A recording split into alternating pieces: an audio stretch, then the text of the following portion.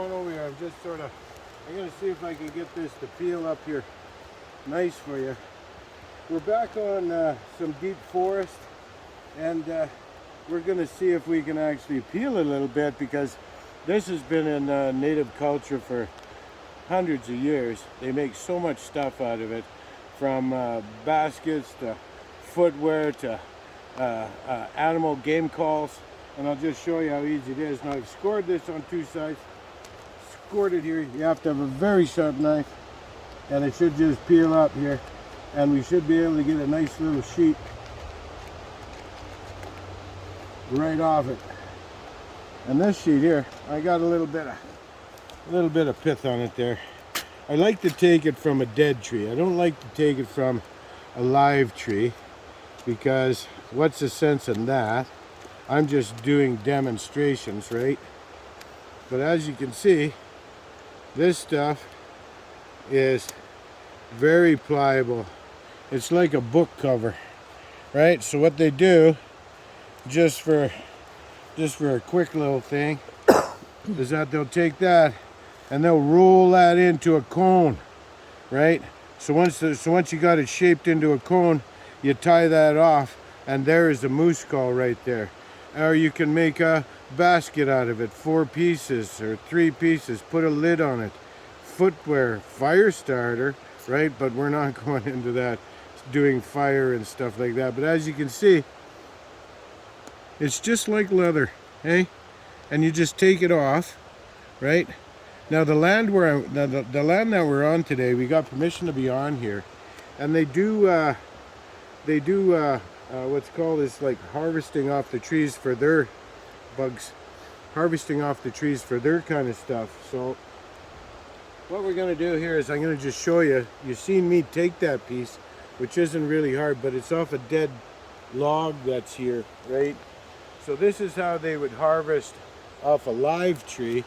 Come on, there's one just way over here. We're going to have to... Oh, here, Lisa, have a look at this before we get to the tree. Come on, you guys. This is what they call Bigfoot structures.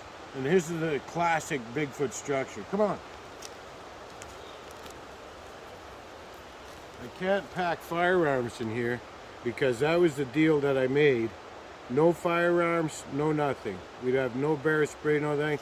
And I'm all for one for carrying firearms or bear spray. But the only person that can do that is the Bigfoot King. Don't forget that. Take a bell, take your bear spray. I feel very confident out here. So I basically pay rent out here. Come on, let's go. I was telling you how they harvest that bark off of the trees. But now we're going to go into a little bit of a Bigfoot structure, because I just seen one here. Or what they call a Bigfoot structure. And as you can see, we've got all these trees, and they're bent and twisted downward, right back towards the ground. I don't know what reason that they call them Bigfoot structures, or if it's a sign or what it is, but if McGee can get in here, she can take some signs, because it's not just this one. They get bigger, right? Like this guy here, he's got to be, look at here, like that. That's a big tree, and it's bent over right to the ground on the other side, right? A lot of people will say, hey, Bigfoot King, is that not snow load? Possibly, right? But nobody knows. Nobody's ever seen a Bigfoot go, there, this is my tent, or whatever, right? So there, for them to call that, it's suspicion, or it's a theory, and that's okay. I'm open to theory, and I'm open to that, but on the same note, you're not going to see Bigfoot under every tree, right? So let's just let McGee film here a little bit, so you can sort of see the shapes of what they're talking about as a Bigfoot structure. They're quite neat.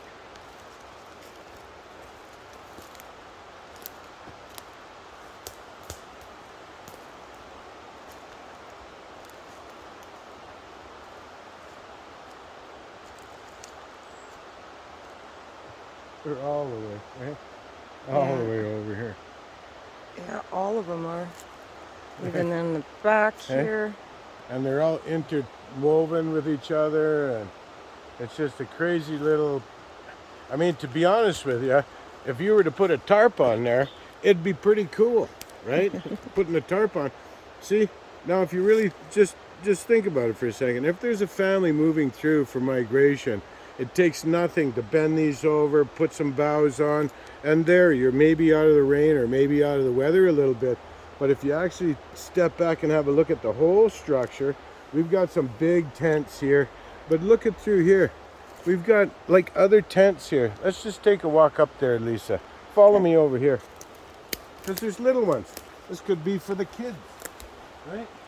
And what, you always put the kids a little farther away from the adults. Oh yeah, there's a heck of a lot more out here, isn't there? Yeah.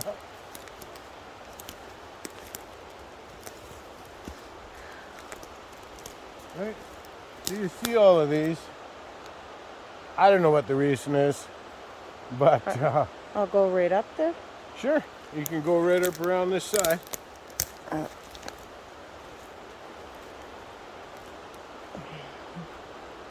Right, they're just all twisted around and interwoven into each other, and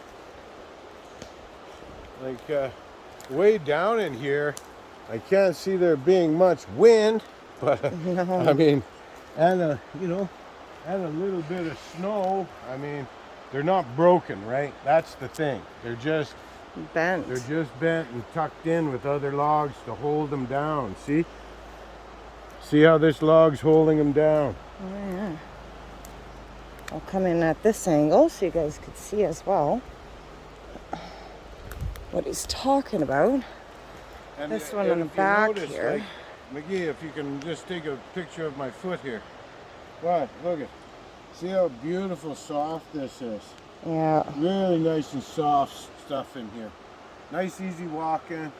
No track. It's impossible to track through here. I mean, you could pick up the odd scuff, maybe in the morning, maybe the glint on the dew on how they're walking, but you'd never find tracks in here. If I wanted to disappear and have you guys try to find me, search and rescue, try to find me, if we were in this stuff, it would be a no-go. Even with dogs, it would be a no-go. But only with the Bigfoot King is that going to happen. But this is just some of the fascinating stuff. Like, I mean, it's a beautiful little bed. A ton of mushrooms around here. Water. Berries. Right? You know, it does make you wonder. It does make you wonder. Who fell first? Who got twisted first, right? Was it natural or not? I mean, we'll never know. We weren't here, right? But let's go back to the taking the material off the tree. Okay. And we'll see how they did it in the old days, because we've got a really good sample over here that's the tree's already starting to heal, so they can harvest it again for their crafts and for their ritual masks and for the calls and whatever the heck they make out of it.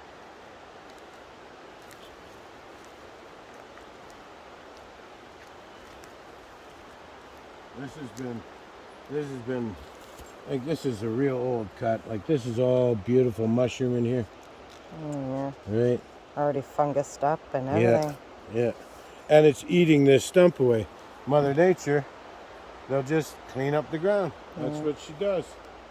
As you can see, this one here, it's already been all eaten. The bears go in and rip it up. But you see how these ones are just bent in every kind of direction here. It's not, there's no directional path, is what I'm trying to say. But we'll go over and have a look at how the natives salvage some of this bark. And I think I've got a sample of, or a description of two types we can actually do here. Come on, let's go and have a look.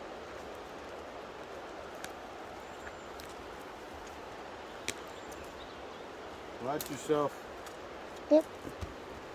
Oh, you see that little There's a couple of little mice there that just ran over there as we walked by. We're disturbing them. Oh. They're saying, hey, get out of here.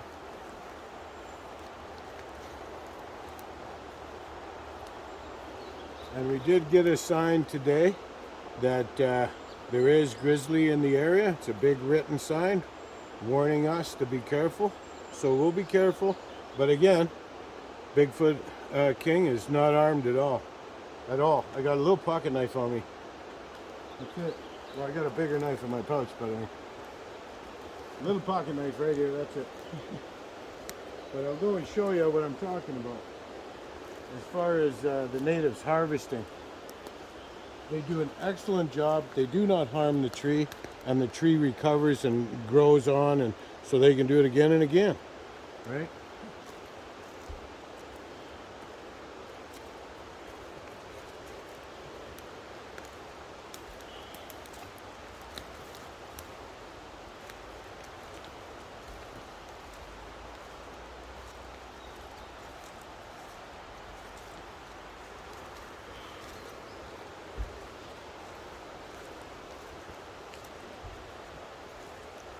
See, here's a perfect example of how they do it.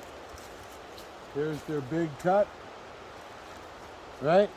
There's cuts along horizontal, and they'll take that off in a sheet. So you can make canoes, boats, baskets, footwear, animal calls, the whole 9 yards, right? It's quite fascinating on how they do that. And I think we've got another sample of another type of material that they take from the forest. Come along. There we go here. You can clearly see how they're going to do it, and I'll explain why they're doing it. I want Lisa there to do a pan of the tree.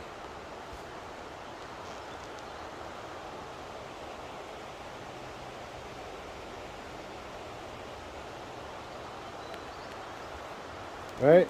So they'll come in here. It's usually done, pre-saw, right? It would have been hatchet or knife or whatever. Bang a knife in with a stick. So they cut this here, they pry this out, and then they'll work it up to where they can get a good hand grip on it, and they'll start to walk that up. And they'll take it up right up to as far as they can go. Then once they have those pieces, they'll lay them on the ground, and they'll take their knife, stick it into a tree, like on a log, and they'll pull that through, and they'll cut it into strips. These strips are then dried, and then they're woven together, which produced some of the best rope. I mean, the rope now is really not comparable, because some of these ropes, I mean, they hunted whale with the ropes. They hunted all types of game. They made homes with the ropes, tied up some of these log homes with this type of material. So this has been going on for centuries. This is a small section, mind you, because some of them you can get rope out of here. Oh my God, well, it would be endless, because you could still intertwine your ends and then carry on. But we're talking like, this is how they would harvest it, right? Chop, peel, pull, right? And walk back. And you can take a big strip and just start drying it out, and it becomes small fiber tendons. You wrap those together, and it makes a rope, and you can make ropes this size, right down to that size, and then singular strings for baskets and stuff. Very useful tree, right? Cedar.